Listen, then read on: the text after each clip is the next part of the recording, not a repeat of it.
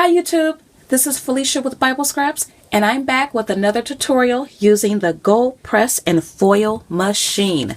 This is the third video in this series. My first video, I used my wafer thin dies to hot foil stamp onto cardstock.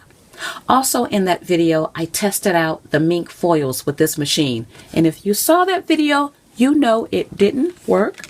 In my second video, which I shared yesterday, I used the hot foiling stamps that came with the unit.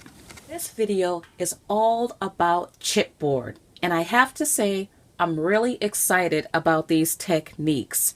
We are going to hot foil stamp onto chipboard and also color it. Isn't this gorgeous? I love it. We are also going to hot foil stamp with our embossing folders. Now in my next video, I'm going to dedicate that exclusively to working with embossing folders. But because we're working with chipboard in this video, and this is chipboard, we are going to do this technique. Now we are also going to foil chipboard pieces or die cuts, which I haven't did yet. We're going to do that together in this video. And I'm going to also share a benefit of using chipboard as a shim over your metal plate when you use your hot foiling stamps.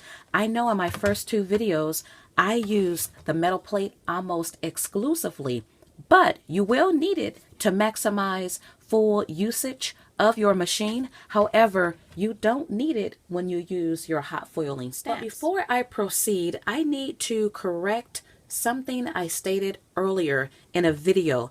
I mentioned that this unit heats up to about 90 degrees, which is correct, except that's cellulose. It actually is supposed to reach about 194 Fahrenheit, and that's the temperature that we use here. So I'm glad to know that because it gets a lot hotter than what I thought. And also I learned a tip that is supposed to help get a solid impression. When you use your foil, it's recommended that you cut off the corners and also trim your foil down to the size of your hot foiling stamp. Doing those things is supposed to yield a better impression, and I will test that out in this video. Alrighty, time for some examples. I used this happy birthday hot foiling stamp that came with the unit. I used a foil gold, the blue foil here. Now your results will vary depending on the type of chipboard that you use. All these pieces are chipboard. This is a thicker chipboard than this one. Isn't that pretty? You will see that foil serves as a resist, and so I painted over this piece here, and I love how that turned out. This next one, this was my prototype. I actually shared this one in my last video at the end, and I colored it, added alcohol inks. I know it looks messy, but you get a nice effect when you hot foil stamp onto chipboard, and this chipboard is thicker. I love this look. Here's the one I showed earlier. This is so pretty. It has a shabby look to it. It looks kind of weathered, distressed, and I love it. And I know the camera probably can't pick this up, but the embossed area, it's a nice deep embossing. It's a contrast from the area that's flat. It's as if the flattened area was flattened more and the embossed area was raised more. You really can see that contrast. And if you have the right color of foil with your paint and whatever wet medium you'll use to color this in, you will get a striking piece. This is gorgeous. Now, let me show you that benefit of using a chipboard shim in lieu of the metal plate when you use your hot foiling stamps. This is totally cool, you guys. when you use that chipboard shim, and you probably can't tell, but the flower is embossed. You don't get that look when you use the metal shim. I used the metal shim for the green image. I know it's hard to see via video, but it's not raised. By merely changing out my shim for a chipboard shim, I'm able to achieve that dimensional, that embossing effect. And though it's subtle, it's one of those things where you know it looks different, but you probably can't put your finger on it. Yeah, it's a nice subtle effect. And here's one more example using chipboard with green foil. The black you see, that's been painted on.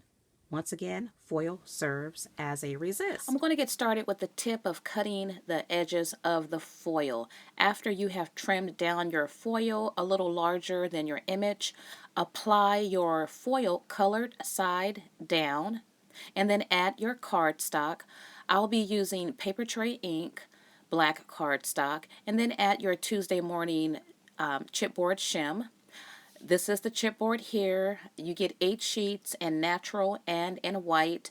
The natural is thicker than the white.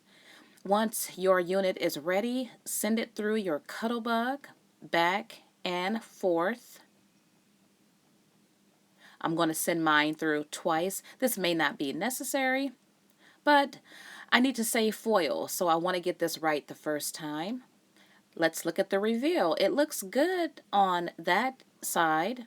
I see a nice impression in the foil. All right, the comparison.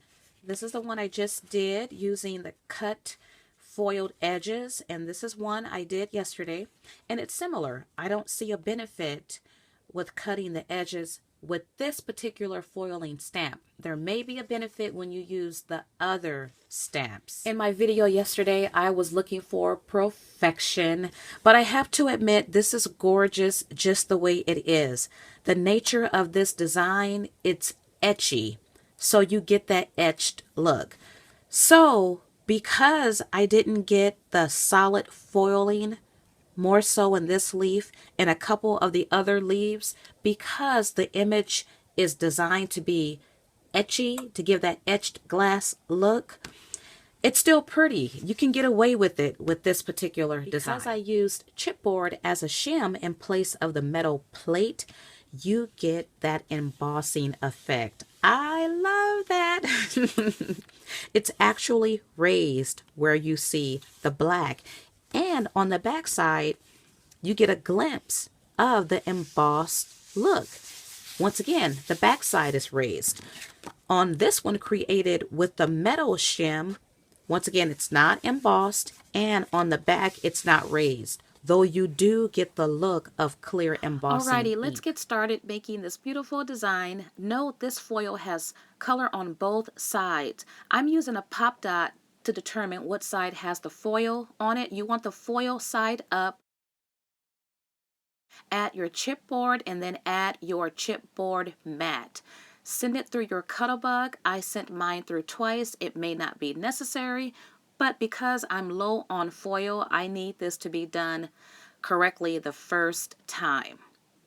After you have brought it out, let's look at the reveal. I see a nice impression. Let it cool for a second, and we get an image that looks pretty good. I'm using that Udo white ink. I love that. It dries quick. It works excellent on chipboard. Using oxide inks to color in, blend very well. That was a clean brush by Zig. And then I'm adding a little sparkle, and there you see both of my designs. Okay, let's foil emboss with an embossing folder. Now it's imperative that you have your embossing folder face up. I see the name on the front, so I know it's face up. At your chipboard, I'm using Recollections chipboard, and you want to have your foil colored side facing up, so it's opposite of everything else we have done. Flip your folder over. That's very important. Add your chipboard mat and send it through your Cuttlebug. Now I see that I had the unit closed. It's not going to work when it's closed. So I'm going to add my Cuttlebug B plate and open up my heating platform and send it through that way. Now it's still too thick. That chipboard shim is too thick for this technique, so I have used my metal plate, added my Cuttlebug B plate, and that works. You have to play around with your sandwiches. Let's see the reveal. I can see that I have foiled my embossing folder. I had my foil the wrong way. So I'm going to do it again.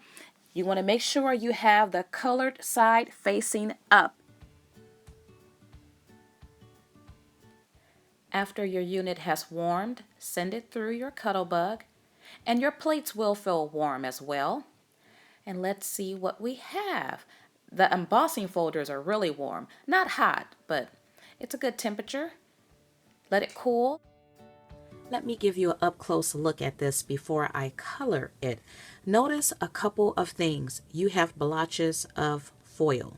You also have your words that are foiled, and that was the look I was going for. When you are working with these heat-activated foils, you will get those blotches. Every embossing folder will give a different look. You might get a different look when you run this through again. It all just kind of depends on your machine, your heat, your pressure, but you will get a look like this. I happen to like this look. When you color it in, this is how it looks. It has a distressed look to it, so I don't mind the blotches of foil. It's not a look for everyone, but if you play around with your embossing folders, you will come up with some unique effects.